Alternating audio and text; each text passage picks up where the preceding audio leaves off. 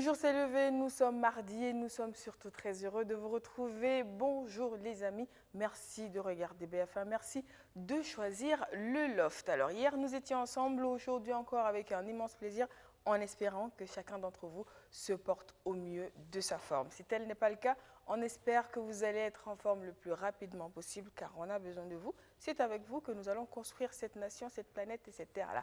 Alors aujourd'hui, on a un sujet, vous le savez, on en parle. Mais surtout aujourd'hui, on a un invité, on va s'inviter dans sa vie, on va essayer de savoir ce qu'il a à nous dire.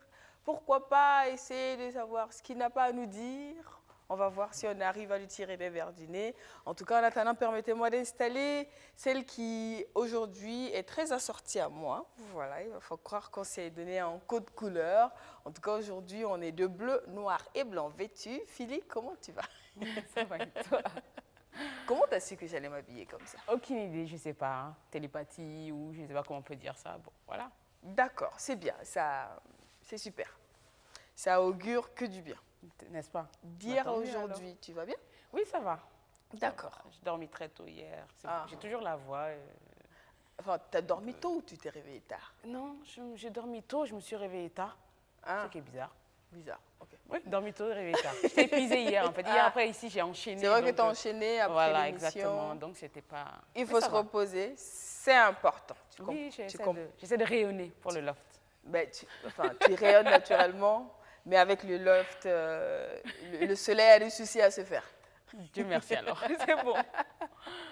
Et aujourd'hui, nous avons un invité qui, enfin moi je vais dire, c'est peut-être, je ne sais pas si c'est de la famille ou pas, on va voir. On va essayer de regarder les arbres généalogiques pour voir si on peut lier la parenté. En tout cas, on a la chance, chers téléspectateurs, de recevoir sur ce plateau aujourd'hui cet artiste-là qui, à chaque fois en fait qu'il bouge avec le drapeau burkinabé, il va le plus loin possible. J'ai envie de dire, c'est l'artiste aux destinations improbables et inattendues, celui-là qui fait la fierté du Burkina à travers le monde. C'est Diko Fils, il est des nôtres aujourd'hui. C'est un plaisir de l'avoir sur ce plateau. Comment ça va, Diko? Ouais, je me porte très bien.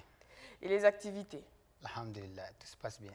Actuellement, c'est pas facile, hein, pour tous ceux qui sont dans le monde de la culture, mais pour les activités de façon générale, compte tenu du contexte sanitaire mondial. Comment ça va chez toi par rapport à ça? Bon, je dirais que, alhamdulillah, parce que je suis vivant, hein, je me porte bien. Voilà, déjà, il faut dire merci au bon Dieu pour cela, parce qu'il y a beaucoup de personnes qui sont parties hein, dans cette affaire-là. Ouais. Voilà, donc, il y a de quoi dire Dieu merci, oui. On est encore là. C'est ça, ouais.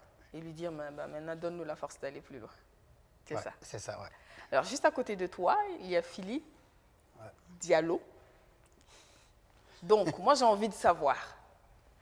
On va décortiquer l'arbre généalogique parce qu'on sait que nous, on est tous parentés. Oui. Donc, pour vous, je vais trouver le lien. Je sais que toi, tu étais en Côte d'Ivoire. Le Mali, la Côte d'Ivoire, le Burkina. Ouais, c'est ça. C'est pas loin. Diallo, Diko, est-ce que c'est loin?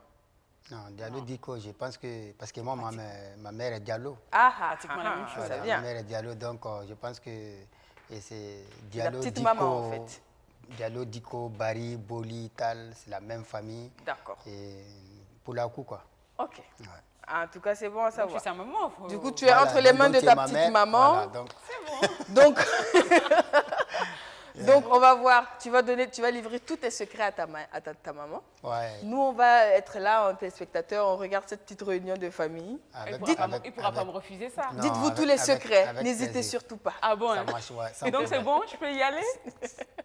Sans réserve. Ok, Ouais. très bien. Très bien. Alors, j'ai remarqué, du moins beaucoup de gens ont remarqué que vous avez beaucoup de consonances mandingues dans vos titres. Quel a été l'apport de la musique mandingue dans votre univers musical? Oui, je dirais que la musique mandingue m'a adopté. Voilà, parce que après le reggae, c'est la musique mandingue puisque j'ai fait 7 ans au Mali. Voilà, donc avec la couleur, Oumou Sangaré, Ali Farka Touré et Salif Keita, tout. Donc tu ne peux pas être au Mali même un mois sans te baigner dans cette couleur musicale-là.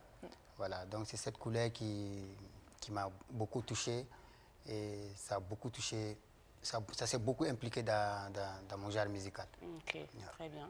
Bah, moi, j'apprécie beaucoup, d'autant plus que je suis malienne. J'imagine. Moi, je suis tout à fait contente que ce soit l'influence mandingue, nos artistes qui arrivent à transmettre beaucoup de notre culture à travers la musique qui est influencée du Cofis.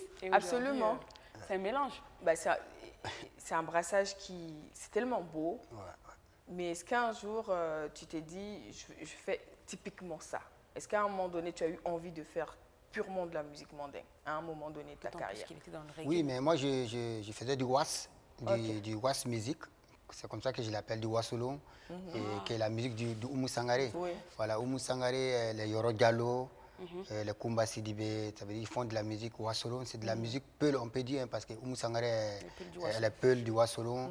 Ils font de la musique wasolo, c'est le rythme, mais c'est chanté en langue bambara, c'est tout. Hein. Quand tu enlèves la voix et puis le reste, tu chantes en fulfulde, je pense que c'est de la musique peul, quoi. D'accord. Donc tu te retrouves à 200% dedans. 100% dedans, ouais. D'accord. Mais qu'est-ce qui s'est passé avec les reggae? Bon, le reggae, c'était pas facile parce que j'ai commencé en Côte d'Ivoire avec le reggae. Et après, j'ai compris qu'on ne peut pas dépasser les Baramoro, les vieux Moro qui étaient déjà installés. Voilà, les Ismo, et Alpha, Tiken, on ne peut pas les dépasser. Donc concrètement, c'était quoi la difficulté? C'était quoi La difficulté, c'était de partir d'un autre genre musical rapidement, voilà, pour pouvoir conquérir le cœur de mes fans et puis pour pouvoir vraiment passer le message que je voulais donner à travers mes musiques. Avec le reggae, ça allait être un peu compliqué. Donc j'ai fait un pas en arrière, je suis revenu dans la musique de chez toi. D'accord. Mais il a parlé de quand il a commencé, et ainsi de suite. Et j'ai cru comprendre qu'il avait commencé un boulot de couturier. Oui, j'étais.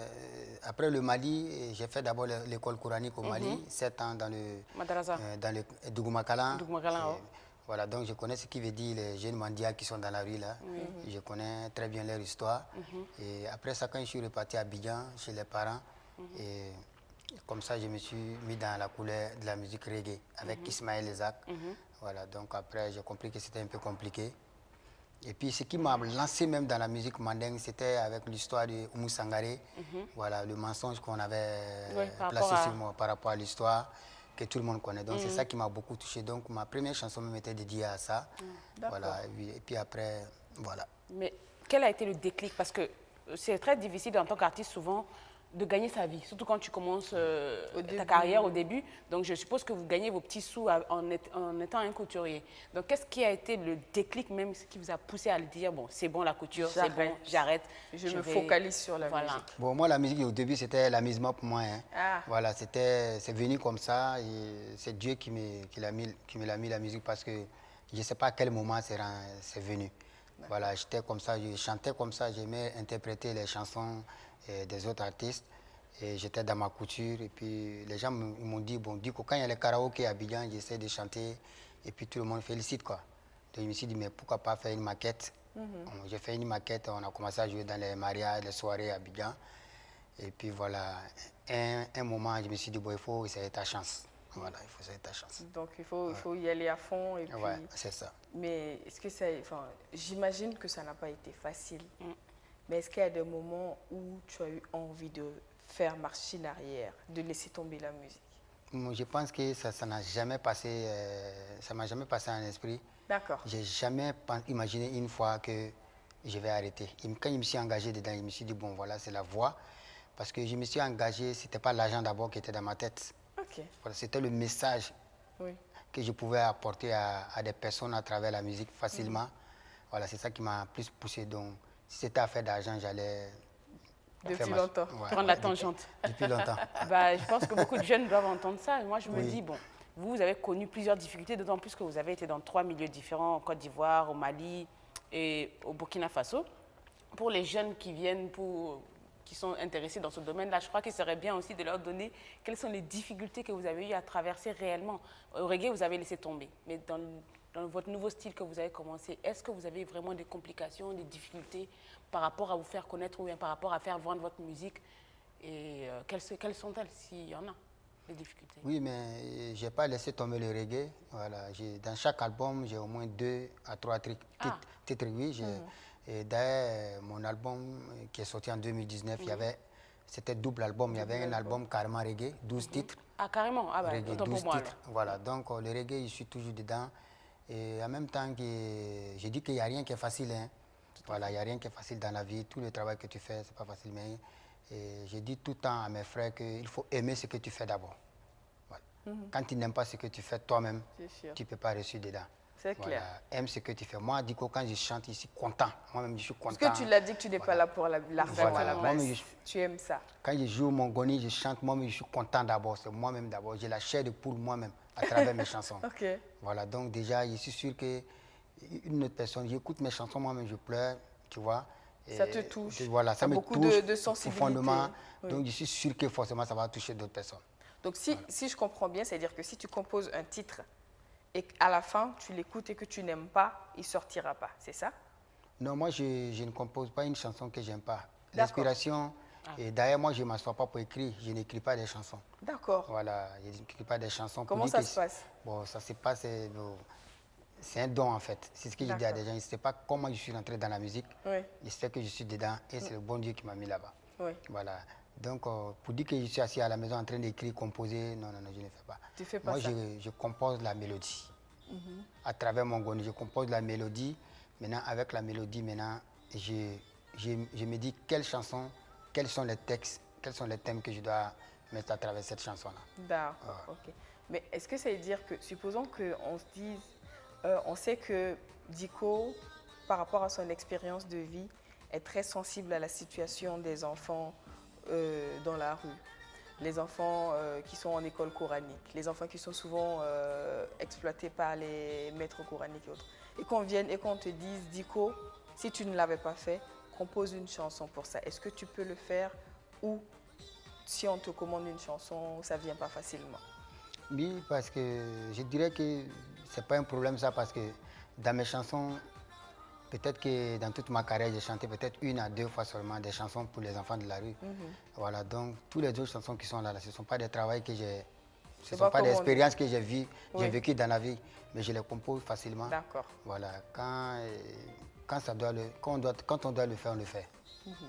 D'accord, donc c'est dire que s'il y a un sujet, mais c'est quoi les critères? Est-ce qu'il faut que le sujet te parle? Est-ce que tu peux écrire pour tous les sujets si on te le demande? Oui, je peux écrire pour tous les sujets. Si on me demande, je me mets, j'essaie de mettre les sujets, j'essaie de me mettre dedans. Et puis j'essaie de vivre ça moi-même. C'est comme si c'est moi-même qui est le problème. Et puis à partir de ça, ça vient facilement, quoi. D'accord, ok. On a tantôt parlé de sa carrière de couturier par le passé. Et on sait qu'un artiste sur scène, c'est sa musique, c'est son art, c'est ses paroles, c'est sa prestation de danse, mais c'est également son style vestimentaire. Donc aujourd'hui, Diko qui a un passé de couturier, comment tu fais pour t'habiller sur scène? Comment tu choisis tes vêtements? Est-ce que tu as un styliste? C'est quoi ton rapport avec lui? Est-ce qu'il est libre de te faire de la création? Est-ce que tu es très regardant? Est-ce que tu décides? Comment ça se passe pour t'habiller pour un clip ou pour une prestation sur scène? Bon, moi, pour tous ceux qui me connaissent, ils savent, hein, voilà, je suis toujours bien habillé. Absolument. Mes danseurs sont toujours bien habillés. Donc, je n'aime pas les habits les habits qui sont portés moitié nus. Sur scène, moi, je ne le fais pas. Voilà, c'est rare fois même que je suis dans une émission avec un pantalon en jean. Décontracté, tranquille comme ça. C'est vrai qu'aujourd'hui, tu es décontracté, c'est rare. Mais le loft se veut décontracté. Oui, mais ça veut dire que j'impose mes tenues. Voilà, d'accord. Oui, j'impose mes tenues parce que c'est très important. Voilà, parce que la musique que je fais, c'est une musique qui conseille. Pour conseiller les personnes, il faut que l'habit même que tu portes déjà correspond à le message que tu dis. D'accord. Voilà, donc à travers ça, j'ai des couturiers que j'ai choisis qui sont là, voilà, qui savent déjà qui est Diko Fils, quoi. Même quand un couturier, il y a des couturiers qui m'ont fait beaucoup de cadeaux. Voilà, Ibra Fashion, ils m'ont fait beaucoup de cadeaux. Mais quand ils me font le cadeau, déjà, ils savent quel habit que je porte. Donc à travers ça, ils font la création, quoi. D'accord. Donc il y a ta petite touche Diko dans tes tenues et tous ceux qui créent des habits pour toi savent que pour créer pour Diko, il faut aller dans cette direction. Ça c'est clair, c'est important. Il est énormément dans dans les habits traditionnels, le bazin surtout. Oui. Oui, je suis dans le bazin, voilà. Porte beaucoup le bazin. Oui, je suis beaucoup dans le bazin, ouais. Et c'est très bien cousu. Absolument. Il est exigeant et il l'a dit. Donc, il faut que ce soit bien fait. Parce qu'en plus, il le porte, il voyage, il est sur scène, à l'international. Donc, on colle le nom, la musique, le vêtement à un pays, à une source, à une culture. Donc, tu sais, en Afrique, c'est nous qui ne connaissons pas la valeur de nos tenues. Hein. Une fois, je me suis habillé en tenue Poulakou.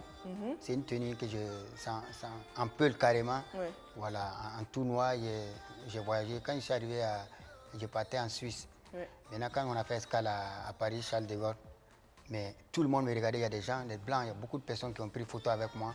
Ils étaient étonnés de la tenue avec les coris. Oui. Voilà, vraiment, ils ont aimé. Même les Africains qui n'étaient pas des burkinabés qui ont vu ça, ils étaient tellement fiers que je sois les frères africains. Tu vois, donc, il faut qu'on accepte nos tenues à travers nos chansons, à travers nos clips vidéo, pour montrer que la richesse africaine est très, très, très importante. D'accord. Et Diko a beaucoup voyagé pour sa carrière. C'est quoi le plus beau souvenir que tu gardes jusque-là de tous tes voyages? Si on te dit là tout de suite, le voyage que tu aimerais refaire parce que tu as vraiment aimé, c'est lequel? C'est tous les voyages. Non, raconte-nous-en. Ouais, le voyage que j'aimerais refaire, c'est le voyage qui m'a décroché une boîte de production en Suisse. D'accord. Voilà, c'est le voyage, c'est le festival qu'on appelle les 5 continents, les 4 continents. Les 4 continents. Voilà, il y avait 2 artistes africains, il y avait moi et puis Awadi du Sénégal. D'accord. Voilà, donc j'ai représenté le Burkina là-bas valablement. Et puis c'est ce voyage-là qui m'a décroché une maison de Dix en Suisse. Donc je pense que c'est une porte qui a été tracée, voilà, qui s'est ouverte. Ouais. Donc ce voyage-là, il faut le refaire demain, tu repars. Je repars, oui. D'accord. En tout cas, on espère qu'il y aura encore mieux que ça. Inch'Allah, Inch'Allah. Et je voulais demander, parce que j'ai vu une vidéo par rapport au Covid-19. Oui. Actuellement, vous êtes en train de faire une campagne de sensibilisation contre la Covid-19. Oui. Et avec toutes les activités que vous menez, ça n'impacte pas trop sur vos activités, la pandémie. Bien sûr que ça impacte tout le monde. Mais tout le monde, oui. Est-ce que de votre côté, ça vous impacte beaucoup? Oui, bon, je pense que ça tapait tout le monde, hein, parce que moi, j'avais au moins une quarantaine de dates cette année en Europe, sur les grands festivals jazz. Ouais. Voilà, en fait, la maison que j'ai eue, la maison a tracé une voie derrière Ali Farka Touré pour moi. D'accord. Voilà, paix à son âme. Oui. Voilà, donc... et ça veut dire que ça a touché tout le monde. C'est sûr, une tournée internationale qui tombe comme ça. Oui, Covid-19, on n'a pas le choix. Les artistes ils se sont baignés dedans parce qu'il n'y a pas quelqu'un qui a sensibilisé plus que les artistes. Hein. Malgré nos petits moyens qu'on a, et tous les artistes vraiment ont essayé de faire une chanson pour vraiment sensibiliser cette affaire-là. C'est important parce que vous avez une voix qui porte. Et en général, un message qui vient d'un artiste qu'on aime passe souvent mieux que quand ça vient des autorités. Tout à fait. Non, c'est pas comparable. Ils ont une voix, qui fait passer les messages. Voilà, oui, même les tout petits enfants l'entendront, voilà, les personnes dans les villages reculés l'entendront et ça va rester une musique à tout moment. Est-ce que souvent ça vous fait peur, cette force que vous avez là d'être artiste, d'avoir une voix, de se dire j'arrive où certaines personnalités ne peuvent pas arriver, je peux dire des choses, je peux toucher des gens au-delà de personnes qui sont peut-être plus puissantes que moi? Oui, ça nous fait peur parce que déjà on a peur de tomber. Voilà, on a peur de tomber. Quand tu sais que quand tu dis allô tout de suite, c'est plus de 40 000 personnes qui écoutent. Et puis ces personnes-là te font confiance et puis ils vont accepter ce que tu dis et ils sont dedans. Hein. Ouais. Donc c'est à toi maintenant de faire très attention souvent pour ne pas faire de n'importe quoi à travers tes paroles, à travers tout ce que tu fais, quoi. Ouais. Et Diko est également père.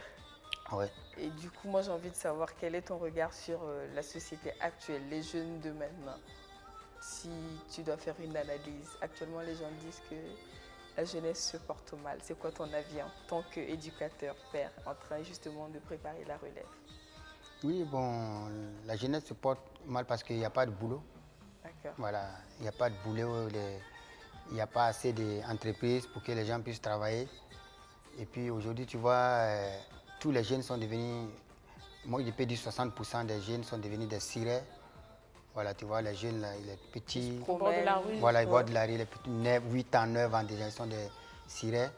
Et même les jeunes, aujourd'hui, les jeunes garibous, il y a la majorité qui sont devenus des sirènes aujourd'hui. Voilà, ils sont devenus des sirènes aujourd'hui parce que c'est compliqué. Ouais, Ouais, c'est compliqué. Ouais. c'est dur. Mais est-ce que ça te fait peur pour l'avenir? Oui, mais ça me fait peur parce que ça me fait peur en même temps que ça me fait chaud au cœur parce que je vois que les jeunes, ils ont compris aujourd'hui qu'il n'y a pas de saut métier, quoi. Voilà, n'importe quel métier, il faut te mettre dedans une fois que tu arrives à vivre avec. D'accord, ok. C'est important. C'est important. Ouais. Absolument. C'est vrai qu'il y a des dates qui ont été annulées à l'international, mais quand même, la vie et la carrière de Diko doit continuer. Comment ça se passe? Comment tu organises? Qu'est-ce que tu fais pendant cette période de pause par rapport à la suite de ta carrière? Bon, déjà après la pandémie, j'ai sorti un nouvel album. Un album intitulé Jam, qui veut dire paix en fulfulde. Ouais. Et j'ai fait mon concert au Sénasa, la sortie de l'album. Ouais. Et je programme une tournée nationale. D'accord. Voilà, il y a des dates qui sont déjà précises. Ouais. Et donc, déjà, le jeu de la Tabaski, c'est à Garango. Ok. Voilà, chez les mangeurs d'arachide. Voilà, donc, on va faire la Tabaski là-bas. Ok. Voilà, et puis le 8 août à Koudougou. D'accord. Le 22 août à Dédougou. D'accord. Le 29 août à Tenkodogo. Ok. Voilà, on a calé des dates et on est en train d'essayer de modifier un peu parce que c'est pas, il y a des coins qui calent et puis après tu trouves, dans n'importe quel boulot, il y a des difficultés, quoi. Oui, c'est sûr. Voilà, après donc on essaye de retoucher, mais en tout cas on a promis de faire 50 dates d'ici le 31 décembre. Mais ces 50 dates, c'est Inch'Allah. au À niveau l'intérieur? national Au ou niveau Burkina. au niveau Pour le Burkina? Ah, c'est moment, bien. c'est difficile de faire, de programmer à l'international Ouais, vu c'est qu'on pas- ne sait pas. oui, Mais à l'interne, 50 dates. 50 dates, c'est pour 50 ça que je dates, ouais. demande en fait. Quand 50 même, dates, c'est hein. pas petit, hein? Oui, mais on va le faire parce que, pas seulement dans les grandes villes. Ouais. Voilà, Bien sûr. Oui, parce qu'il y a des villes, on peut sortir, on peut jouer toute la semaine. C'est les jours du marché qu'on peut jouer. Par exemple, si on doit jouer à Poura, il faut jouer à Fara. Voilà. Et par exemple, si tu prends la voie de Bobo tout de suite, tu peux jouer comment on appelle, tu peux jouer à Sabou. À Sabou. Voilà, tu peux jouer à Boromo, Les villes tu peux jouer à environnantes, Pa, Oui. à Funzan, Dano, Djebougou. Tout ça là, quand tu tapes, Là, quand tu avec- arrives quand à tu Gawa prends déjà, l'axe. tu as une vingtaine de dates. 50 dates, c'est pas D'accord. beaucoup. Ah, Ok. Voilà, 50 dates, sinon, c'est pour quelqu'un qui a l'habitude de tourner, Voilà, 50 dates, qui je connaît pense les que- lieux Et jusqu'à quelle date? c'est vite. Les 50 dates Le là, 31 Jusqu'au décembre. 31 décembre. décembre. Ok, c'est Donc, bon. Inch'Allah. quoi, 5 mois. Ça va, Voilà. ça le fait. D'accord. ok. Après, suivra une tournée internationale. Ouais. Sûrement, Oui, après, on- ils vont réouvrir les frontières. Vivement que les frontières s'ouvrent, que tout se Inch'Allah. calme, Ça ne saurait tarder, je que crois. les festivals reprennent Inch'Allah. et que vous recommencez à voyager pour nous représenter. Et puis la tournée aussi est très importante pour moi parce que c'est pas une tournée comme les autres. Voilà, parce qu'on essaie de gagner, tout ce qu'on gagne, on essaie d'enlever une partie pour les déplacés internes. Oui, c'est Voilà, important. on essaie d'enlever une partie pour les déplacés internes. Pour, Oui. Ah, c'est au profit même d'une si- association? Voilà, à profit Donc d'une- pour tous les déplacés Voilà. internes du fait de l'insécurité Voilà. et souvent malheureusement catastrophes Oui, on est en naturelles, train ça arrive. d'essayer de donner notre contribution parce que c'est une manière de montrer à tous les Burkinabés que ce n'est pas des millions qu'ils veulent en fait. Non, Voilà. du tout. Même des baguettes de pain matin, tu peux les donner, tu les donnes quoi. En Voilà, fait, c'est dans les petits gestes en fait que ça se trouve. Voilà, c'est ça. Parce que ça sert à rien de se dire, moi là où je suis, ben, je suis pas riche, je ne peux rien faire pour Voilà. eux, je me cherche. Alors que tu as peut-être, je sais pas moi, un plateau de riz, la moitié va C'est important. forcément servir à Important. nourrir d'autres personnes, donc ça peut être important d'avoir le Il y a reflet. une cause humanitaire en fait. Voilà, Exactement, Il y a une voilà. cause humanitaire et donc je pense que c'est bien. C'est Donc bien. l'avantage avec cette tournée, je vais te faire de la publicité, tu vas me payer après. Il n'y a pas de problème. L'avantage avec cette tournée, c'est en fait, pour tous ceux qui vont venir te voir sur scène, c'est que vous allez payer, vous allez voir un artiste que vous aimez, qui de toutes les façons casse la baraque sur scène, donc vous allez passer une très belle soirée et en plus, vous allez contribuer à donner peut-être à manger, une couverture, une natte à une personne qui en a besoin. Si ce n'est pas une bonne raison pour aller à un concert, ça, moi je ne sais pas si c'est une Franchement. En tout vraie cas, raison. je ne pense pas. Ouais. Franchement. C'est une raison noble. C'est une cause D'accord. noble. Donc, s'il y en a qui ont envie de rentrer en contact avec toi, Ouais. peut-être parce qu'ils ont entendu 50 dates, ils ont entendu les premières dates que tu as données et ils se disent oui, mais nous, et ils veulent te contacter pour s'assurer que tu ne vas pas les oublier. Comment ils font pour entrer en contact avec le staff de Dicofis? Bon, pour entrer en contact avec le staff de Dico, c'est très simple. Je pense qu'il y a un numéro qui est là. D'accord. Voilà, tu l'as?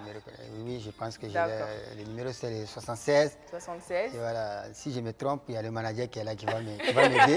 Le 76. D'accord. Voilà. Manager, sauve-nous. Sauve-nous. On est bloqué sur le 76. Donc, 76 14 12 09. Voilà. 76 14 12 09. C'est Merci ça, beaucoup. Merci. En tout cas, c'était un plaisir d'échanger avec toi. Vraiment. Merci J'ai une infiniment. dernière question, hein. Je vais vous le titiller. Entre le Mali et le Burkina, là, quel pays vous préférez? Ah, la charité commence par soi-même. J'aime mon goût. Tu vois, partout tu pars. Je vais aller à Bamako, Partout tu pars dans le monde. C'est une réalité. Ça, c'est une réalité. Il faut que les Burkinabés s'applaudissent pour ça. Oui. Les Burkinabés doivent s'applaudir. Partout tu pars dans le monde entier. Quand tu dis que tu es Burkinabé, il y a un respect qui est là. Ah oui. Voilà, il y a un respect qui est là parce que le Burkina, c'est un pays très très vierge. Ça veut dire que les Burkinabés ne déconnent pas à l'extérieur. Voilà, les Burkinabés sont restés égaux, ils sont restés eux-mêmes des hommes intègres. À l'extérieur, tu ne vas pas voir, on dit ouais, le Burkinabé a déconné, il fait n'importe quoi. Quand il va dans un pays étranger, par exemple en Europe, le Burkinabé, quand tu dis que tu es Burkinabé, tous ceux qui vont dire ah, j'aime le Burkina Faso. Ah, mais il faut profiter de dire aux jeunes ici que c'est une réputation qu'il faut travailler à avoir, à garder et à sauvegarder. Donc c'est ce qui fait qu'aujourd'hui, il faut que tout le monde se dise qu'on doit travailler pour le vivre ensemble et la cohésion sociale doit être un travail de tout le monde. Absolument. Voilà, il ne faut pas que le Burkina laisse la route. Il faut qu'on soit des Burkinabés, pas question de Peul, ni Moussi, ni Bambara. On est des Burkinabés. Voilà, une fois que chacun met ça dans sa tête, là, je pense que du jour au lendemain, voilà, ça va aller. Non, le Mali, là, en attendant, je te laisse avec ta maman. C'est entre mère et elle veut me priver des Aramais. Elle veut me priver des Aramais. Voilà, elle veut me priver des Aramais du Mali. C'est une histoire entre mère et fils. Moi, je ne mets pas ma bouche, je suis là. Je regarde. Elle est ma maman, en même temps, elle est mon esclave. Tu vois? Ah oui, tu as vu ça. Voilà, ça, je voyais ça venir. Je voyais ça venir. Dico fils, je ne vais pas trop parler. Je vais attendre. Amina. En tout cas, c'était un plaisir de t'avoir sur ce plateau. On va te dire au revoir avec ton joli clip. Tu nous présentes ton clip avant de partir. Tu vas faire l'animateur. Tu vois le clip qui passe, tu vas nous le présenter. On va le regarder au moment où tu pars. C'est quel clip? Dans quelles conditions il a été tourné? Ça parle de quoi? Et ensuite, tu dis, voici le clip. Et puis voilà, on regarde. Bon, le clip, c'est Danejo. Danejo qui veut dire la femme claire en fulfulde. Oui. Voilà, donc je cherche cette femme-là partout dans le monde. Il dit, je n'ai jamais vu comme elle. Elle est naturelle. Voilà, elle a les grosses oreilles. Elle a le nez qui est long. Quand on dit ça, déjà, tout le monde sait que c'est Peul. Elle a les coups comme le chameau. Voilà, il dit, je cherche vraiment cette dame-là partout dans le monde. Cette dame-là, cette femme-là, c'est quelle femme? Ça veut dire seulement la femme soumise. La femme qui accepte, qui sait que la femme, parce que si la femme est soumise, ça veut dire qu'elle n'est pas esclave. La femme soumise met toujours des enfants bénis au monde. Voilà, donc c'est cette femme soumise-là que j'ai dit. La femme soumise qui comprend quand son mari ne va pas bien, qui comprend quand son mari va bien. Voilà, qui accepte tous les défauts de son mari. Parce que en voulant ne pas accepter, ça crée n'importe quoi, ça peut envoyer des divorces. D'accord. Voilà, donc ce clip a été réalisé par Graphique Architecte. Ok. Danejo. Voilà. Merci beaucoup, Dico, d'avoir été des nôtres. Passe une agréable suite de Merci à vous, pareillement. D'accord. Donc, on regarde le clip et on te libère.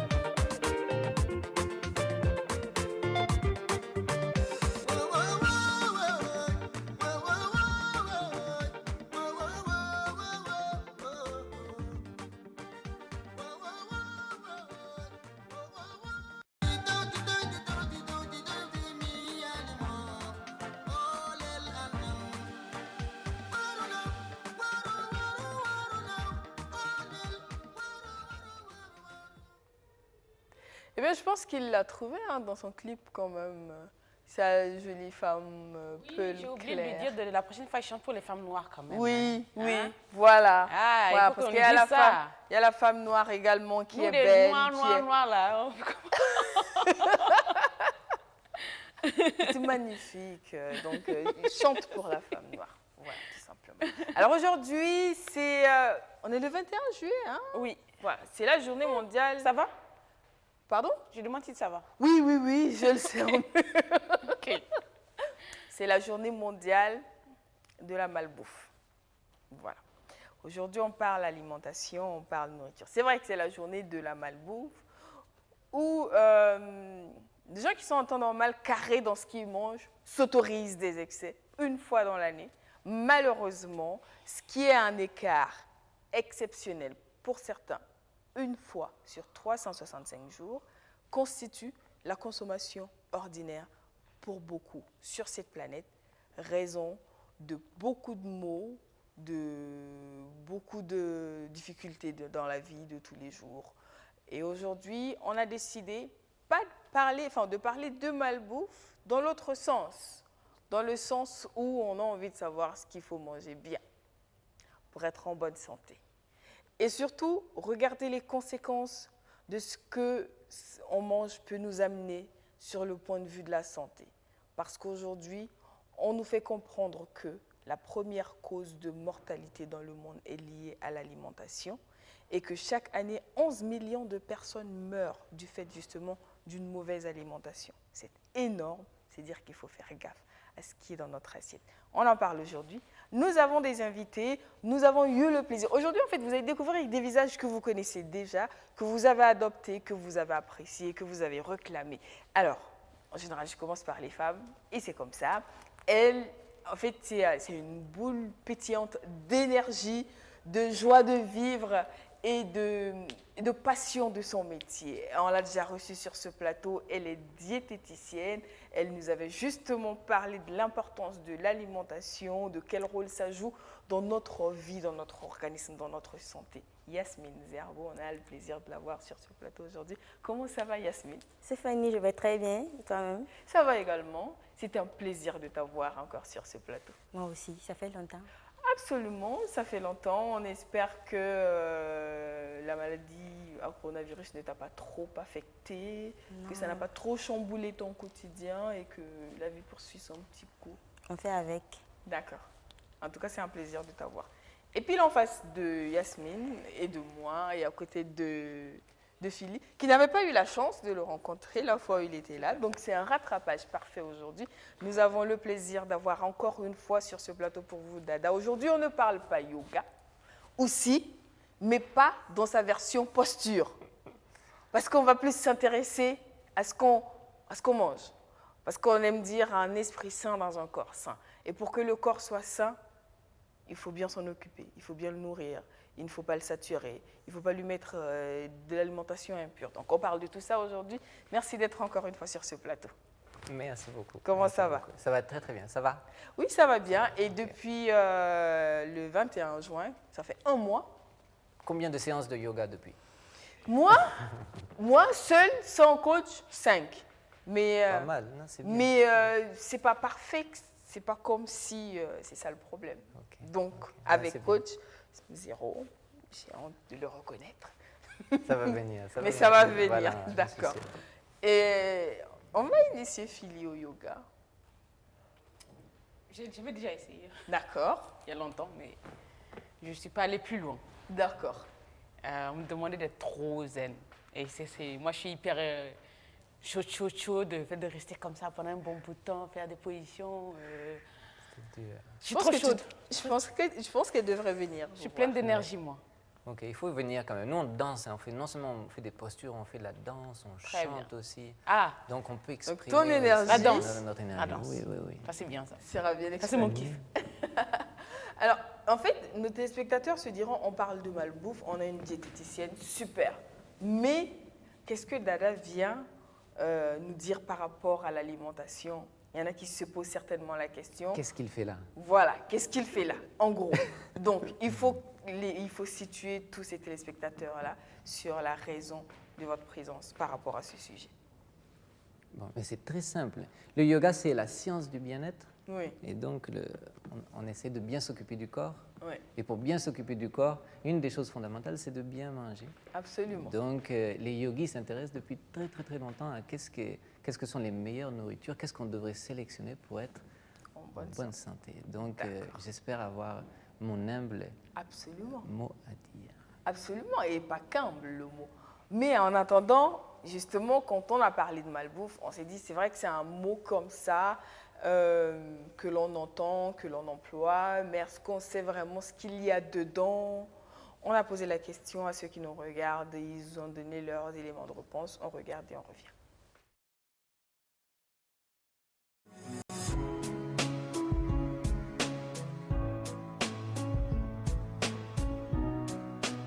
Les animaux trop gras, les animaux trop salés. Par exemple, la viande. L'excès de la viande peut provoquer la goutte. On a les OGM qui ne sont pas bons pour la santé. L'huile, le sucre et les viandes que nous consommons sont des choses qui peuvent nous apporter des maladies. Par exemple, le sucre peut provoquer le diabète. De nos jours, les aliments que nous consommons sont trop sucrés, même quand nous n'ajoutons pas de sucre, mais nous les ignorons. Bon, selon moi, la malbouffe, c'est de manger en quantité et non en qualité. Et pourtant, les gens doivent manger en qualité et non en quantité. Nous ne savons pas comment les cuisines sont faites dehors, mais nous mangeons quand même. C'est pareil pour les céréales qui sont aujourd'hui devenues des OGM. Avec tout cela, nous ne pourrons pas avoir la santé. L'excès de viande donne la goutte. Et les aliments aussi trop riches en sucre donnent le diabète. Par exemple, haricots et bananes poisonnés. Je peux dire poisonnés parce qu'avec ce que les femmes font, vraiment, c'est les aliments qui envoient maladie. Donc ce n'est plus des trucs purs. On devrait manger quelque chose qui est naturel. Là, ça donne la santé.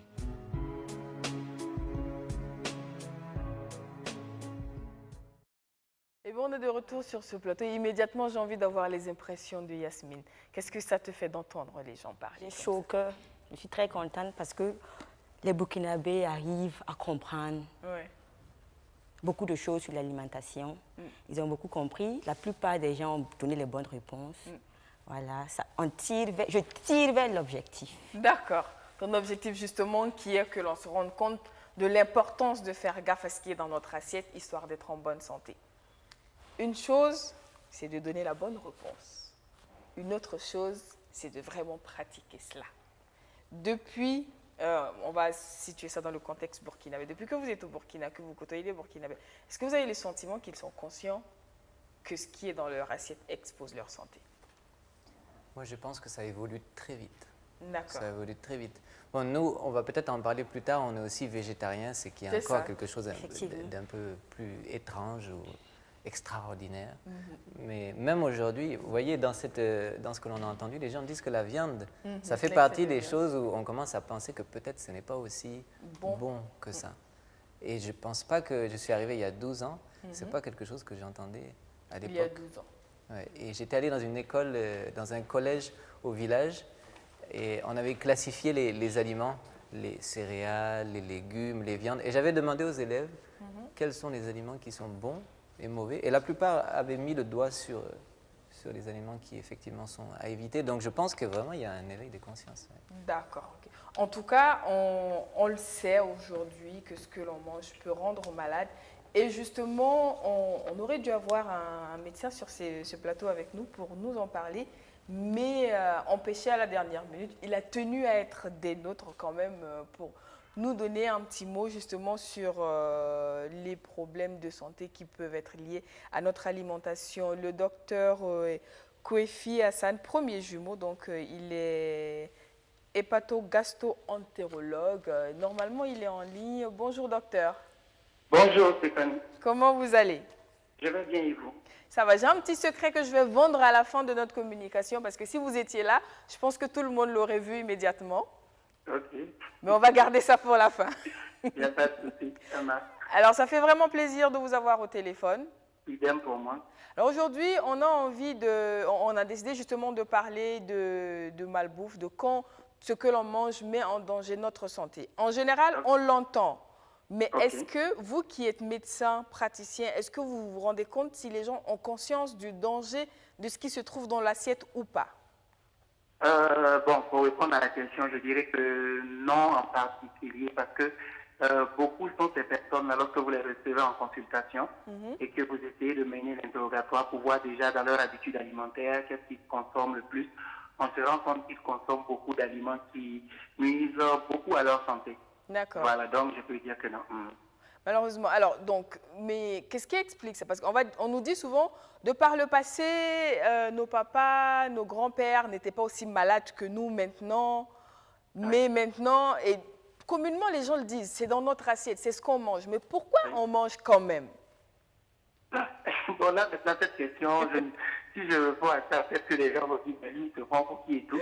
Je peux dire que c'est beaucoup, il y a beaucoup l'industrialisation également, il faut dire, avec tout ce qu'il y a comme actuellement les pesticides dans nos plats et tout, je pense, hein, parce qu'actuellement, il y a l'industrialisation, le fait de produire beaucoup. Il faut souvent produire beaucoup avec souvent d'autres engrais chimiques qui sont dans nos plats également. Donc, il y a ça. Il y a également même ces aliments-là comme des aliments qui sont gras, ou bien les gens qui consomment également certains sucres également.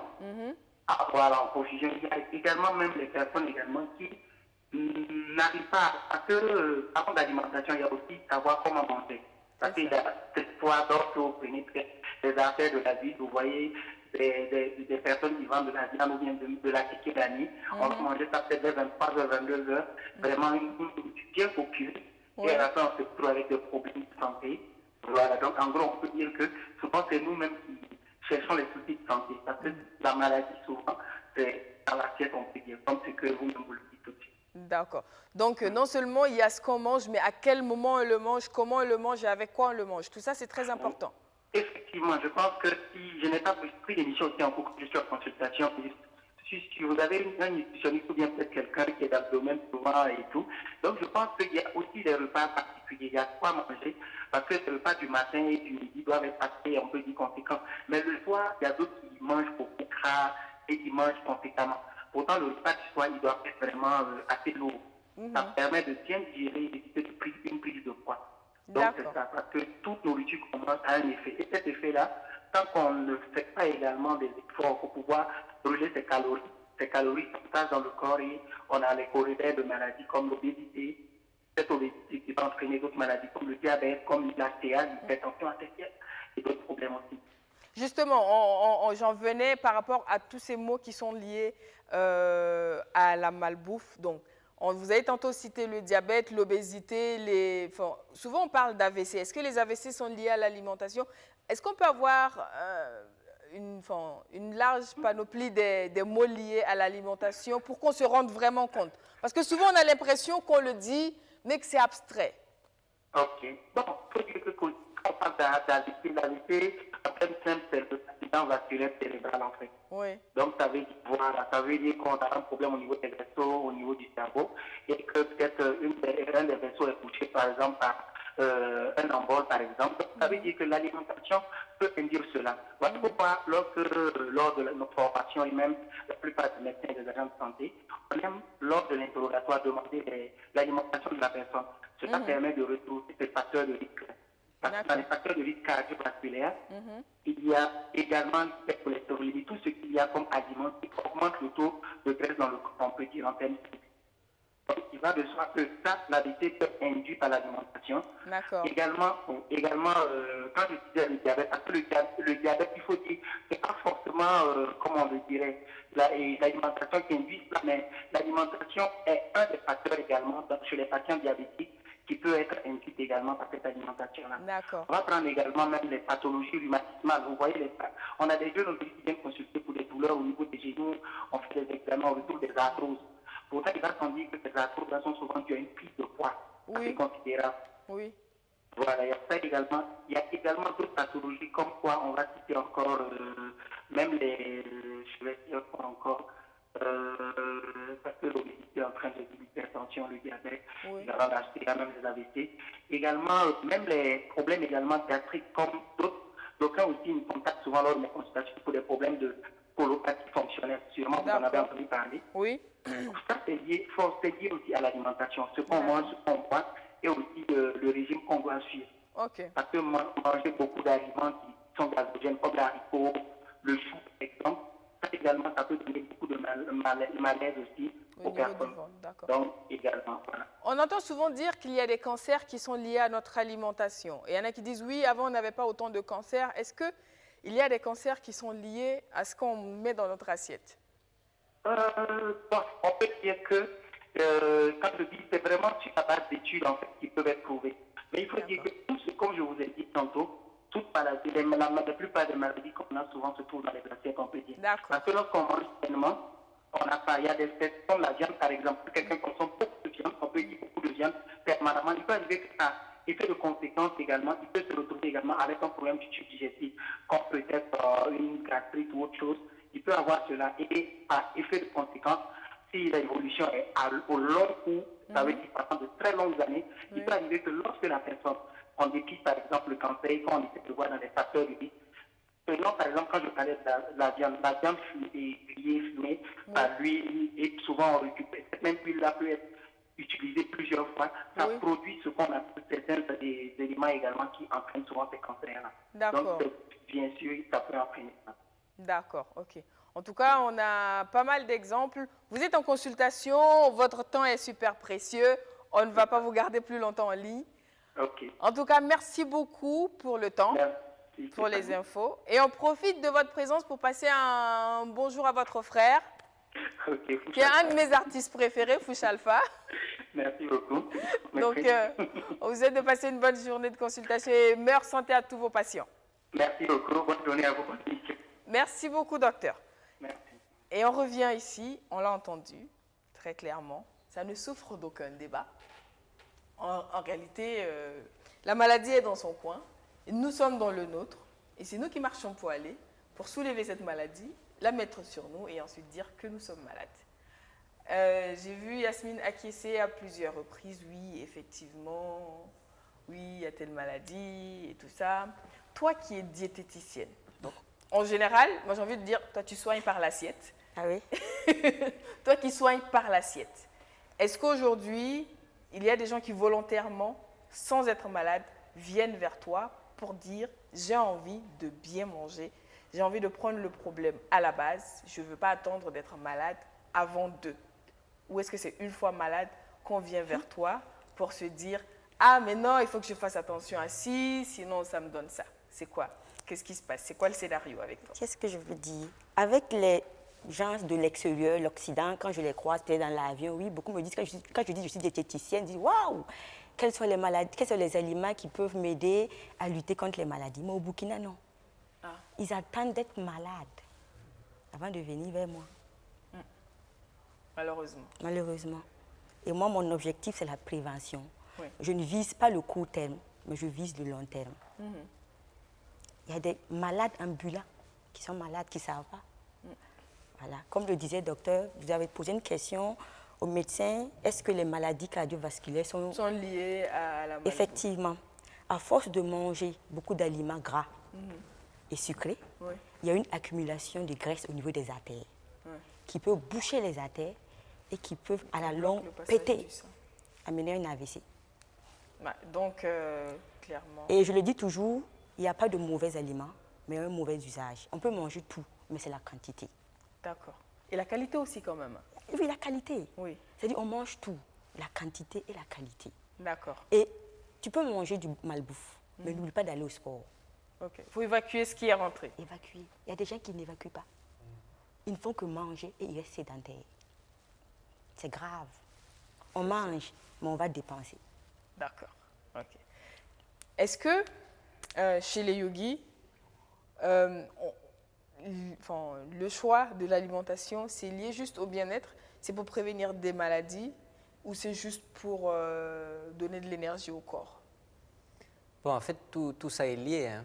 D'accord. Tout ça est lié. Je pense, pour rebondir sur ce que disait Yasmine, il y a tout un côté préventif d'un bon nombre de maladies que l'on peut éviter simplement en mangeant correctement. Maintenant, ce que vous mangez, c'est ça qui va constituer chaque cellule de votre corps aussi. Donc le corps devient ce qu'il mange. C'est sûr. Donc sur un point de vue énergétique, sur un point de vue digestif, sur un point de vue même mental, puisque ça influe. Si vous vous réveillez et puis vous avez une indigestion, vous êtes fatigué, vous voyez que la nourriture a influé aussi sur votre état mental. Hein. Ouais.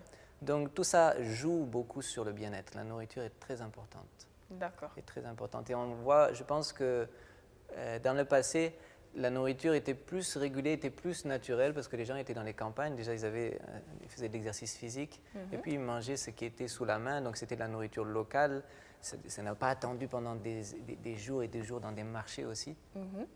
Mais aujourd'hui, avec le monde moderne, les gens sont en ville, il y en a certains qui ont beaucoup d'argent, et ils vont acheter des choses qui sont a priori très agréables en bouche. Et souvent, voilà, on tombe dans les beignets, dans les frites, dans les locaux, dans la viande grillée. Oui, mais... Et tout ça, quand c'est trop, c'est comme le disait Yasmine. Quand on mange que ça, et en plus on ne fait pas de sport, ça devient... Donc c'est une combinaison de plusieurs aspects, hein, mais la nourriture est très importante. Mais ouais, il y a le sport, il y a plein de choses qui vont avec. Et malheureusement, en ville, on a tous les côtés négatifs. On mange trop, on mange mal et on ne fait pas de sport. Donc, on mange tard, beaucoup, voilà, on mange tard, bien. beaucoup. Mais, Philippe, je ne sais pas pour toi, hein, mais ce qu'on a cité, les frites, les beignets, à locaux, reconnaissez avec moi que c'est agréable en bouche. Et quand tu as mangé une fois, tu as envie d'en manger encore. Donc, est-ce qu'on peut nous en vouloir de tomber dedans? Ça reste de la nourriture tout de même. Moi, si je vois la vie des campagnes ici, au village, c'est quand il y a un mariage, quand il y a un baptême, c'est quand il y a des occasions où les gens, c'est le jour de fête et puis voilà, on va bien s'amuser, on va bien manger. Mais quand ça devient chaque midi, chaque soir, il y a un souci. Il y a un souci. Hein. Chaque chose avec modération, n'est-ce pas? D'accord. Mais est-ce que ça veut dire qu'il y a des aliments qu'il faut s'interdire? On va peut-être pas avoir le même discours avec Yasmine. Je vais te laisser. Non, je te laisse. En diététique, pas d'interdit. D'accord. Pas d'interdit. Parce qu'il y a des sels minéraux qu'on ne peut jamais et des vitamines qu'on ne peut jamais acheter en pharmacie. Qui se trouvent que dans les aliments. Et si nous nous privons, on fera comment? On aura des carences. Et à long terme, il y aura des problèmes.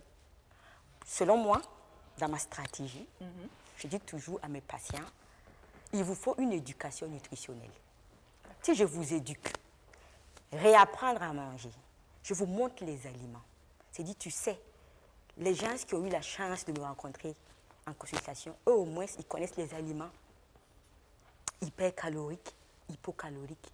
Ils connaissent les aliments. Donc, ils arrivent vraiment à faire l'effort de bien manger. Je n'interdis pas. Je réduis la quantité. Je mange du tout, ma petite quantité. D'accord. Ne jamais interdire. OK. Parce qu'il y aura des carences qui vont te rattraper plus tard. OK. Nada, la même question. Je la pose. Quand j'avais 20 ans, oui, j'ai décidé de devenir végétarien. Donc j'étais en France. D'accord. Et à l'époque, mes parents ont dit oui, mais le lendemain, ils m'ont amené chez le docteur. Juste le jour après? Le jour après, ils m'ont amené chez le docteur pour que le docteur me dise que voilà, je vais avoir telle carence, et que ce n'est pas possible d'être végétarien. Donc moi, je ne suis pas docteur, ni même diététicien, mais j'ai dit que par contre, j'ai beaucoup d'amis indiens. Et il y a 90% de la population indienne qui est végétarienne de la naissance à la mort et ils sont en bonne santé. Donc, pardon, mon cher docteur, mais je vais essayer, je vais continuer un peu. Donc, je n'ai pas tout à fait le même discours, mais en fait, ça va dans le même sens. Pourquoi? Parce que voilà, les choses qui ne sont pas bonnes pour la santé, on devrait les diminuer au maximum. D'accord. Mais si on les arrête complètement aussi, c'est pas grave. C'est pas grave. D'accord. Voilà. Je pense que le corps, Dieu nous a fait d'une telle manière que le corps arrive à s'ajuster et à s'adapter et à consommer. Bon, on est omnivore, hein, on peut presque tout manger. Mais on peut aussi décider d'aller faire un pas de plus et de se dire ce qui n'est pas bénéfique pour moi, j'arrête carrément. Et il y a beaucoup de choses qu'on peut arrêter sans avoir de carence, mais bien sûr, il faut avoir une certaine connaissance diététique des régimes, de ce qu'on doit manger pour pas manquer de protéines, de fer, etc., etc. Donc ça va un peu dans le même sens, mais peut-être juste un pas plus loin. D'accord. Ouais. Alors, chers téléspectateurs, vous qui nous regardez, je rappelle qu'on a besoin de votre contribution également. Alors, dites-nous, comment ça se passe dans votre assiette? Comment vous décidez? Quel est l'impact sur votre santé? Est-ce que vous vous rendez compte de cela? Est-ce que vous faites attention On en parle, dites-nous tout. Je me tourne vers Philippe pour savoir si elle fait gaffe à ce qu'il y a dans son assiette. Alors, honnêtement, non. Mais, je ne sais pas si je peux appeler ça un métabolisme. Je ne mange pas beaucoup. Je ne sais pas comment dire. Tu n'arrives pas à manger beaucoup, même voilà. si tu veux, tu as une quantité. il est très difficile pour moi de manger 3 repas par jour. Donc, je ne sais pas, c'est dû à quoi. Par exemple, quand je vais pour mes séminaires, je suis logée dans des hôtels où ils nous font un buffet le matin, le midi, le soir. Quand tu vois, à tout moment. Oui. Voilà. Mais quand je viens, il suffit que je prenne une entrée, et bien à un moment donné, je suis bloquée. Donc maintenant, j'évite. Ce que je fais, même, je prends une assiette et puis je mets entrée, plat. Je mélange les deux pour faire un seul et même plat. Exactement. Et donc, pas que je m'empêche de manger. Tu ne te prives pas. Je ne me prive de rien. C'est comme si Sauf si j'aime pas. D'accord. Mais sinon, je mange tout. Mais le problème, ou bien l'avantage, je ne sais pas, c'est que je ne mange pas beaucoup. J'arrive pas à manger. Bravo. C'est pas possible. C'est juste ça. Moi, c'est ma stratégie, mais sinon, j'ai du mal. Je ne peux pas m'empêcher de... C'est une stratégie, mais tu ne fais pas exprès. Je ne fais pas exprès, exactement. C'est ça exactement. Et moi, je voulais revenir même sur ce qu'elle a dit. L'être humain a horreur des interdits. C'est ça. Plus tu interdis un produit ou un condiment ou un aliment à l'homme, plus il va le manger. Et là, il va manger à excès. Donc, c'est mieux de dire, il n'y a pas d'interdit, mais doser. Parce que si tu mets des interdits, on se tue dedans. Moi, je me demande, je sais pas, justement, parce qu'on a essayé de dire qu'il ne faut pas être végétarien, finalement, qu'il est devenu végétarien. Peut-être. Voilà, ça, c'est la psychologie inverse. Hein, pourquoi? Peut-être que c'est parce que être végétarien non plus, ça ne s'impose pas. Parce que... Non, c'est quelque chose qu'on doit comprendre. Il faut le choisir. Voilà, c'est une démarche personnelle. C'est comme ça. Mais depuis 20 ans, il y a eu des tentations, il y a eu des écarts. Vous êtes resté végétarien tout le temps? Je suis resté végétarien 100%, sans faute. Wow. Ok. Et c'est avec un grand plaisir. C'est pour ça que moi, je ne le vis pas comme un interdit aussi. Peut-être que c'est aussi Justement. l'approche. Voilà. C'est une éducation. Se dire que bon, déjà, telle ou telle nourriture n'est pas bonne ou bénéfique pour la santé. En plus, il y a un impact sur l'environnement. En plus, nos frères et sœurs animaux meurent à cause de ça. Donc, tout ça, ça fait que ça m'a donné envie. Et donc, au contraire, c'était un plaisir. C'est-à-dire le petit plaisir gustatif que j'ai perdu a été remplacé par un grand plaisir d'être en accord avec mes valeurs, avec l'environnement. Et je l'ai pas avec... Mais je conseille ça aux gens de dire que non, si vous voulez devenir végétarien, allez-y doucement. Progressivement. Voilà, que ça soit vraiment voulu, que ça soit compris. Et puis faites l'expérience par vous-même. La meilleure des choses, c'est de faire l'expérience par soi-même et de se rendre compte, ok, si je me sens mieux après ça, c'est une bonne chose. D'accord. Je tiens quand même à préciser que malheureusement, les animaux, pour nous, ça sert à manger. La viande, nous, on ne fait que manger. Maintenant, après, ça aurait été plus facile peut-être de dire à quelqu'un, bon, aujourd'hui, pas de viande. Oui. Je dis du poisson. Mais si on doit faire plusieurs jours sans manger de viande... Surtout pour les Sahéliens. Ah, nous autres là, on va mourir. On va mourir, mais on va essayer. Je prends bonne note. Non, on n'ira pas jusqu'à la mort. Ça va pas être... Je vais mourir. Mais ce que j'aimerais dire quand même, c'est que voilà, il y a beaucoup de gens qui tombent malades de nos jours. Ça, par contre, c'est une réalité quand même. Clair, on va parler du diabète, etc.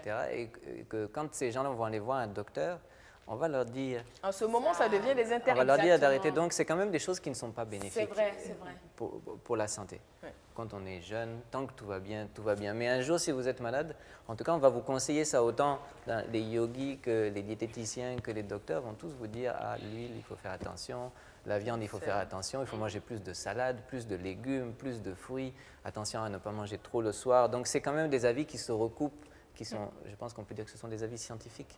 Oui. Voilà, donc c'est bon de se dire que je peux tout manger, peut-être je peux tout consommer, je ne veux pas me brimer, je ne veux pas vivre frustré. Comme on le dit souvent, la vie est courte, pourquoi se priver? Voilà. Souvent, c'est l'argument. Mais d'avancer en même temps vers une certaine voie de la sagesse, parce que c'est quand même, c'est quelque chose que l'homme cherche, peut-être inconsciemment, mais d'être en phase, en harmonie avec soi, avec la nature, avec les bonnes choses, des choses saines. Ouais. Voilà, amusez-vous, mais allez toujours quand même. Faites attention à vous dans le long terme. À vous. Alors, moi j'ai envie de savoir, c'est vrai que Yasmine n'est pas dans la politique de l'interdiction. On réduit, mais je veux dire, c'est interdit et c'est difficile quand tu connais déjà. Je veux dire, si tu n'as jamais... Moi aujourd'hui, je ne suis pas fanat de poisson, Puis on me dit... Ok, il faut que vous mangez le poisson. Parce que dans le poisson, il y a les oméga 3 bah, du coup, là, qui va vous aider à lutter contre les effets de la malbouffe. Parce que la malbouffe, là, à long terme, ça joue sur le cerveau. D'accord. Il y a une inflammation au niveau de l'hypothalamus qui peut même amener la bêtise. C'est pour ça qu'aujourd'hui, on a les enfants têtus. Et alors qu'il faut... Moi, mais tu me dis, on en rit, mais c'est très sérieux. Oui, on rit. C'est vrai. Excusez-moi, mais c'est ça que je vous dis qu'il faut que vous mangez du poisson. Le poisson, au moins, il y a les oméga 3 et l'avocat. Il y a du bon gras dedans qui va nourrir le cerveau, en fait, pour limiter les dégâts faits par la malbouffe. Mais supposons que... C'est accompagné d'attiquer là, c'est bon. Madame, excuse-moi. Oui. Quand on parle de malbouffe, c'est quoi? C'est un mot qui est apparu dans les années 80. Avec le développement de l'alimentation industrielle. C'est ça. Donc, tous les produits alimentaires qui sont issus de la transformation alimentaire, nous, on les appelle malbouffe. Et sur le plan diététique, nous, on appelle ça les produits à basse qualité. D'accord. Parce que pour ceux qui connaissent les aliments, comme moi, mes patients, quand je finis de les faire l'éducation nutritionnelle, je les demande, mais dites-moi, pourquoi on dit que les hamburgers, bon, j'évite de citer des noms, on n'est pas là pour attaquer les firmes industrielles et tout. Pourquoi on dit que, bon, l'hamburger, c'est de la malbouffe? Par exemple, quand tu connais les aliments, moi, je dis toujours qu'il y a trois... Je reste au Burkina, dans le concept burkinabé. Il y a 3 groupes d'aliments. Premier groupe, il y a les céréales. Dans les céréales, on a tout ce qui est fait à base de riz, de sorgho, de mil. Il y a les féculents qui sont faits à base de pain, voilà, de pâtisserie et tout. Et il y a les tubercules qui sont de la pomme de terre, les ignames et tout. Dans le deuxième groupe, on a les protéines. Et dans les protéines, on a les protéines animales et les protéines végétales. On va aller vite pour avoir du temps. Et dans le troisième groupe, on a des fruits et les légumes. Je dis toujours, on peut se faire des hamburgers diététiques, comme moi je le fais à la maison. Je prends mon pain, je le coupe en 2, je prends la viande, je mets, et je fais ma salade de légumes. Et je le mets sur ça. Je n'ai pas besoin de bourrer ça avec des frites, parce qu'il y a déjà 2 groupes d'aliments dedans.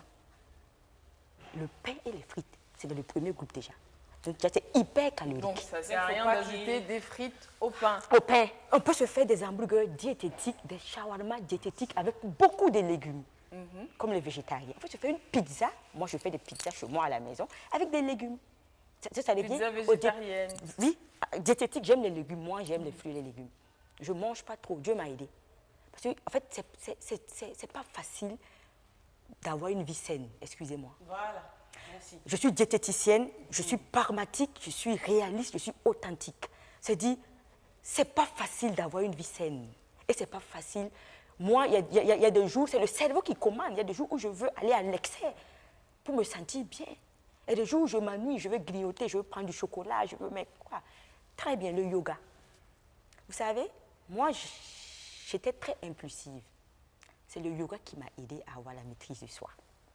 Tu vois, c'est-à-dire réussir un régime aussi, c'est se connaître. Et le yoga t'amène à te connaître, à écouter tes sensations, tes signaux de faim.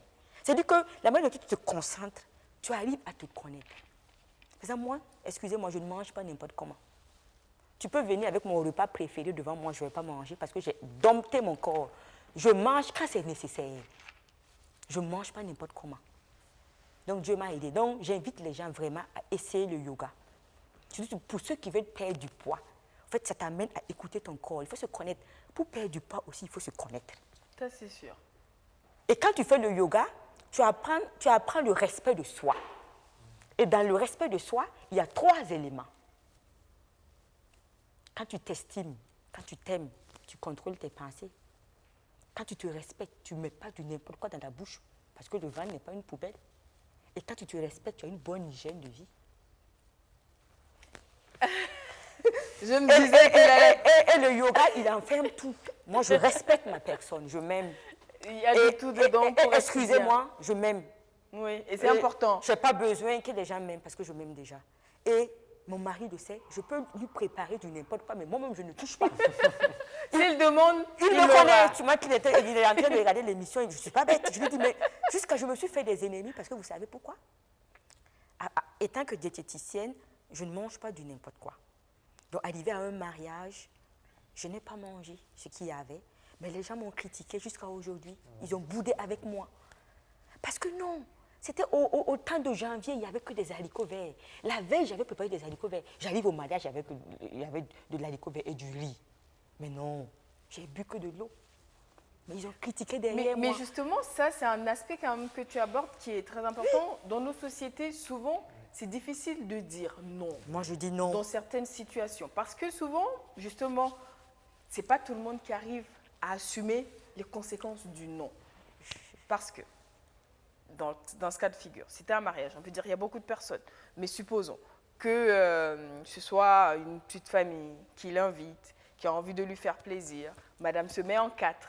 Elle fait à manger et c'est genre tout ce qu'elle a décidé qu'elle ne mange pas cette semaine ou qu'elle a déjà mangé ou voilà, tu es dans un programme où tu ne peux pas en Afrique, en connaissant notre Afrique. Est-ce qu'on peut facilement dire non, je ne mange pas dans ce cas de figure? Stéphanie, excuse-moi, moi je dis non. Vous savez pourquoi? Parce que ça fait 4 ans que je suis dans le milieu clinique aujourd'hui. Quand on parlait des maladies cardiovasculaires, quand on parlait du diabète, quand on parlait du cancer, quand on parlait des maladies rénales, c'était des maladies liées à des personnes de 40 ans. Aujourd'hui, il y a des jeunes, je vous dis, qui souffrent de ça. Et moi, je suis jeune, je suis une relève de demain. Je veux avoir des enfants bien portants, des enfants intelligents, je rêve grand. Donc, je dois bien manger pour ne pas tomber malade. Donc, moi, je suis stricte avec ma personne. Quand je ne veux pas, je ne veux pas. Point. Oui, mais dans ce cas de figure-là, dans le cas que toi, tu as expliqué, moi, je me dis, comme elle a dit tout à l'heure, déjà, elle dit, il n'y a pas d'interdit dans la nourriture. Oui. Et aussi, le problème, ce n'est pas de manger, mais il faut aller dépenser ce que tu as mangé après. Donc, moi, je me dis que dans un contexte dans lequel nous, on est, si tu te retrouves dans un coin africain, je pense que, et qu'on te propose à manger... Et qu'on a préparé pour toi. Exactement, à la limite, même si tu n'es pas... D'autant plus qu'elle est diététicienne, je pense qu'elle est même mieux placée pour savoir quelle dose elle peut manger ou pas. Elle peut prendre peut-être une bouchée, 2 bouchées, 3 bouchées. On est en Afrique, hein. Quand on cuisine, là, tu prends. Ou quand on donne de l'eau. Habituellement, c'est comme ça. Et maintenant, après, si toi, en tant que diététicienne, tu sais que cette nourriture, c'est de la malbouffe. Mais après, quand tu vas quitter le mariage, va dépenser. Va faire du sport. Je me dis quoi, moi, je ne sais pas. Hein. Bah, C'est moi, ça, c'est toi. Moi, c'est non, c'est non. Oui, parce que déjà, avant d'aller chez moi, avant d'aller au mariage, j'ai mangé chez moi. J'ai un régime que je suis, j'ai un mode de vie que je suis. Mais en fait, j'ai envie de dire, Yasmine... Moi, je suis à un niveau level. Laissez ça, je suis carré. Mais, je veux dire, mais comme ça, est-ce qu'on peut encore dire qu'il n'y a pas d'interdit? Non, je ne m'interdis pas, excuse-moi. Attends, est-ce qu'on se comprend? Je mange du tout, mais c'est la quantité. Quand j'ai mangé le matin, à 10h, si on m'invite, je ne vais pas arriver à 10h, on va me tendre la nourriture, monsieur, je vais prendre. Je dis non, merci, je veux prendre de l'eau. D'accord. Parce que je ne mange pas entre les repas. Et ceux qui me connaissent savent que je suis diététicienne, même à la maison. La dernière fois, ma mère était assise avec sa soeur. Ils étaient en train de manger. Et ma tante m'a invitée. J'ai dit non. Ma mère a dit non. Si ce n'est pas avec son mari, elle ne mange pas. Et ma tante a dit ça. Ma mère a dit non. Elle ne mange. Ma mère a répondu à ma place. Yasmine est comme ça. Elle ne mange pas au hasard. Donc déjà, et j'ai souri. Effectivement, ce n'est pas parce qu'il y a à manger que je vais manger. Non, c'est non.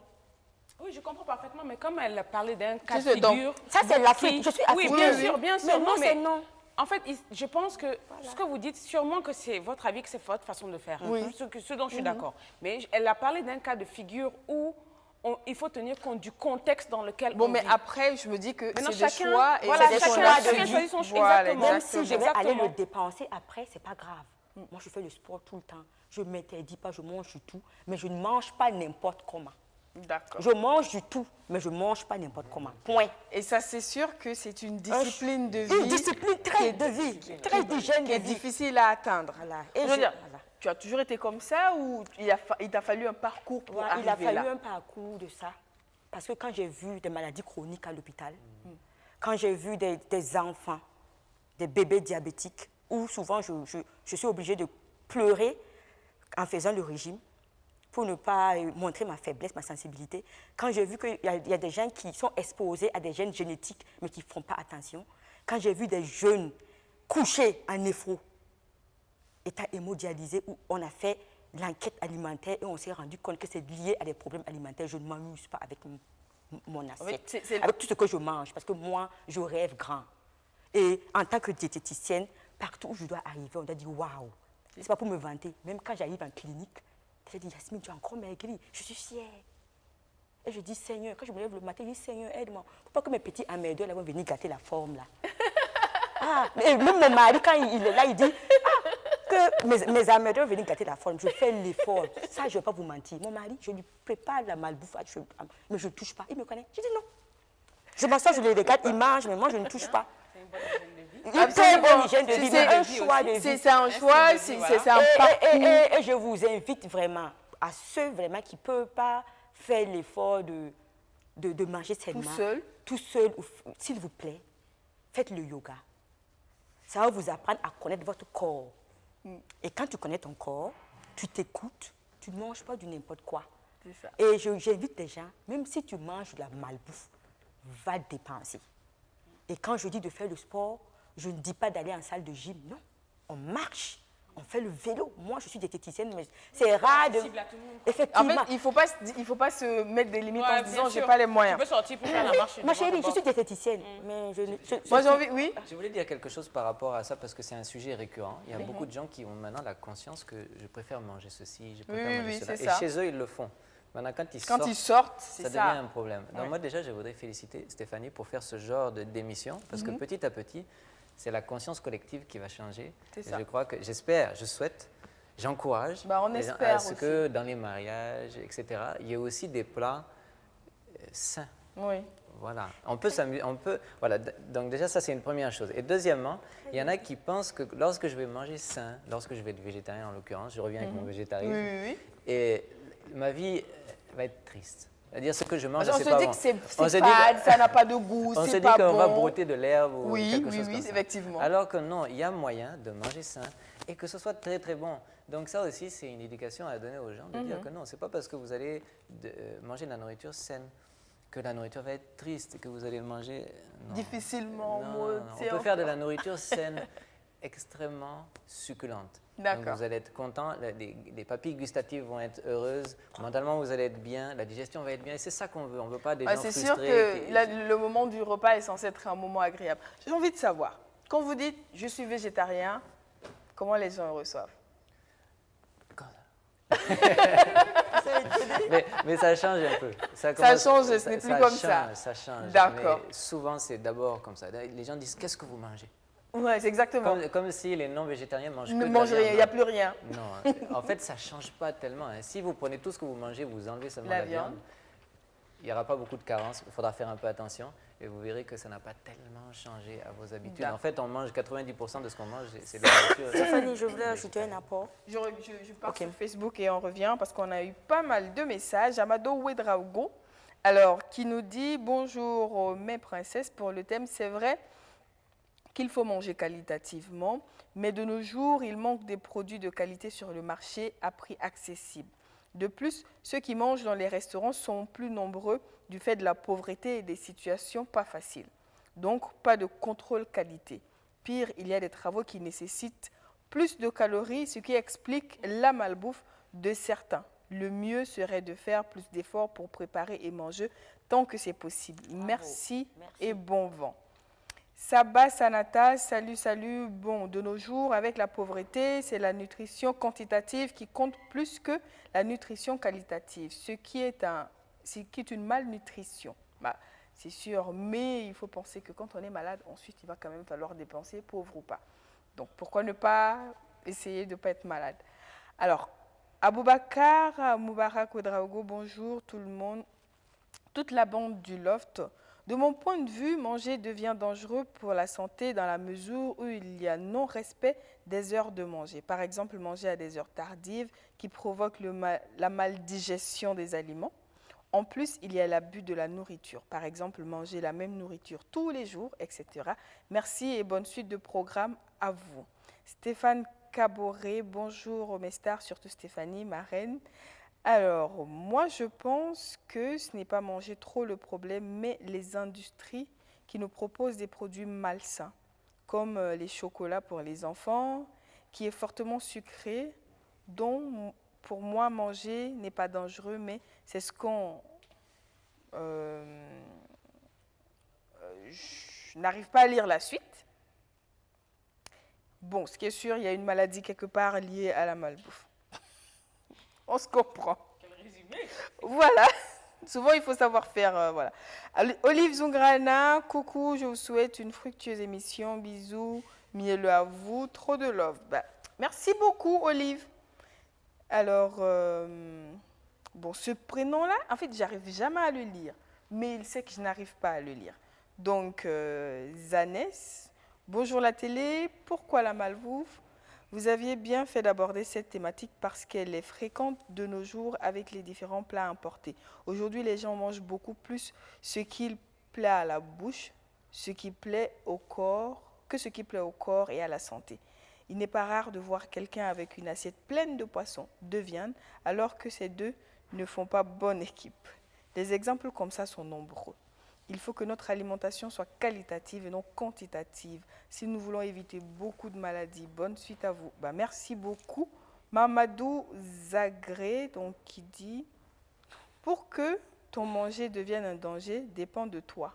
On ne consomme pas parce qu'il faut consommer. » Stéphanie, salut notre esclave Yasmine Zerbo de ma part. Je vous l'offre depuis la Côte d'Ivoire. Bonne suite de programmes sur la chaîne Au cœur de nos défis BF1. Ok. Alors, Yasmine, c'est notre esclave et notre fille, donc c'est difficile de l'esclavagiser. En fait, c'est un enfant qui a trahi la lutte. Ah oui, c'est une métisse. C'est un enfant qui a trahi la lutte, donc, mais ça va aller.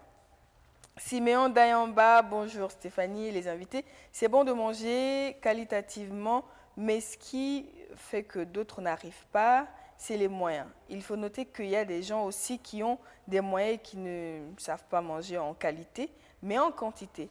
Or, ce n'est pas la grandeur de l'arbre qui compte, mais c'est sa production. À force de ne pas bien manger, aussi provoque des maladies. Bonne suite, on est ensemble. Tu voulais ajouter quelque chose? Ensuite, j'ai une question pour toi. Ok. Voilà, merci encore. Je voulais dire, au fait, il faut qu'on sensibilise la population. Comme le disait monsieur, qu'on les rappelle que nos grands-parents, quand on dit manger diète, c'est manger autant où nos grands-parents mangeaient. On voit que la manger là. Voilà, ils ne connaissaient pas le cube manger. Ils connaissaient seulement les épices pour réussir le goût, comme le poisson sec, le soumala. Il faut qu'on sensibilise la population. Et ce n'est pas seulement aller prendre un plat de pizza là, ou de shawarma là, qui on appelle ça les ans. Non, qu'on peut manger son taux là, avec sa sauce boulvaka et puis beaucoup de poissons secs, comme moi j'aime avec Sumbala là, que c'est diète, c'est saine, que c'est pas le fait. Surtout, moi je dis, dans les années à venir, moi je dis, les adultes là, c'est fini pour nous. Moi je vise les enfants. Moi j'ai un projet que je mettais pour les enfants. C'est dire quoi? À bas âge, qu'il faut les éduquer. À bien manger. Moi, ma soeur, ses enfants, je vous disais dehors, ses enfants font le yoga déjà. D'accord. À Dakar. C'est déjà, il faut éduquer les enfants à ne pas manger du n'importe quoi. À se contrôler. À se contrôler. Il nous reste même quand ils sont avec leurs amis, non, je ne mange pas ça, je ne mange pas ci. C'est ça. Déjà, apprendre l'enfant dès au bas âge qu'on ne mange pas n'importe comment. Ça me fait sourire ce que tu dis parce que je l'ai vu dans un film, une petite fille qui s'est faite kidnapper. Et en fait, les ravisseurs lui ont donné des hamburgers. Et quand on a réussi à la libérer, elle a dit à sa mère, j'ai pas mangé les cochonneries qu'ils m'ont donné. Très bien. Voilà. Bravo. Donc, ça me fait sourire. Bon, on est déjà à la fin de notre émission. Hein. C'est passé super vite. Oui. Ouais. Donc, 2 minutes, donc 30 secondes chacun, pour des conseils pour ne pas se mettre en danger avec son assiette. Je commence par Dal. Et nous, on a un adage qui dit qu'il faudrait petit déjeuner comme un prince, déjeuner comme un roi et dîner comme un mendiant. D'accord. Donc, vraiment, le repas du soir doit être comme un mendiant. Si possible. Et puis sinon, ouvrez les yeux et puis regardez ce qui semble bon autour de vous. Hein. Vous voyez, si vous êtes dans un jardin, la salade, tout ça, vous voyez qu'il y a une énergie. On sent que c'est vivant, donc c'est bon, les choses locales. Et puis évitez... Voilà ce que nous envoie notre monde capitaliste et les magies et les sucreries et consorts. Consommer le local, voilà, il vaut mieux au lieu d'acheter les Fanta et tout ça qui sont vraiment... C'est du sucre. Je sens qu'on va se faire taper sur les doigts à force de citer des marques. Il ne faut pas citer les marques. Non, pardon. On n'attaque pas le film du cinéma. Mais en tout cas, consommer local. Voilà, consommer local. Des choses. Regardez, et puis regardez. Je dirais que c'est vous deux hein, quand ils viendront. Oui. Regardez derrière ce qui est écrit sur les... Il faut apprendre à lire les étiquettes. Ingrédients. Voilà, oui, regardez ce qui est écrit derrière les magies et sucreries et consorts. Encore. Et vous allez manger local, ce sera mieux. D'accord. On va essayer de ne pas citer de marque avec Yasmine. D'accord. Conseil. Je vais dire à tout un chacun qu'au Burkina, ici, on a tendance à ne pas lire les étiquettes. Lisez les étiquettes. Quand vous allez dans les supermarchés, avant de payer un produit, rassurez-vous de prendre quelques minutes pour lire l'étiquette. Et pour éviter les effets de la malbouffe, je vous invite à manger assez de fruits et de légumes. Parce que vous savez, quand on a une mauvaise alimentation, on accumule de mauvaises substances dans le corps qu'on appelle radicaux libres. Alors que dans les fruits et les légumes, là, on a les antioxydants qui vont nous aider. On les appelle, les fruits et les légumes, on les appelle les aliments protecteurs. Protecteurs parce que quoi? Il y a les antioxydants dedans qui vont nous aider à lutter contre les effets nocifs des mauvaises alimentations. Et en deux, manger beaucoup de poissons et les avocats. Bon, on peut dire que l'avocat, c'est pas de chez nous. Non, mais actuellement, ceux qui avec peuvent, la saison, ceux qui peuvent s'en procurer. Yasmine, il faut que je t'arrête parce que c'est fini. S'il te plaît. Et ils mangent assez de poissons et d'avocats parce qu'ils contiennent des oméga 3 qui vont nous aider à lutter contre les effets nocifs que la malbouffe fait au niveau du cerveau. Ça va nourrir les cellules du cerveau. Et en plus, il faut faire le sport. Yasmine. Quand je dis le sport, il faut faire le sport. On va faire le sport. C'est très sportivement que je vais finir cette émission. Il faut faire le sport. Parce que pas se ruiner pour faire du sport, mais faire du sport pour se dépenser. Mangez bien, faites attention à vous. Il ne faut pas se rendre malade. 11 millions de personnes par an, c'est énorme. N'en faites pas partie, faites attention à ce qu'il y a dans votre assiette. Prenez grand soin de vous. Merci beaucoup, Dada. Merci beaucoup, Yasmine. Philippe, un grand merci à toi et merci à tous ceux qui nous ont écrit, qui nous ont regardés. Passez une agréable suite de journée. On se retrouve lundi avec d'autres sujets. Je dis un grand merci à Héritage pour la robe que je porte. Vous pouvez la retrouver sur Facebook et sur le numéro qui s'est affiché. Prenez grand soin de vous. À la semaine prochaine. Au revoir.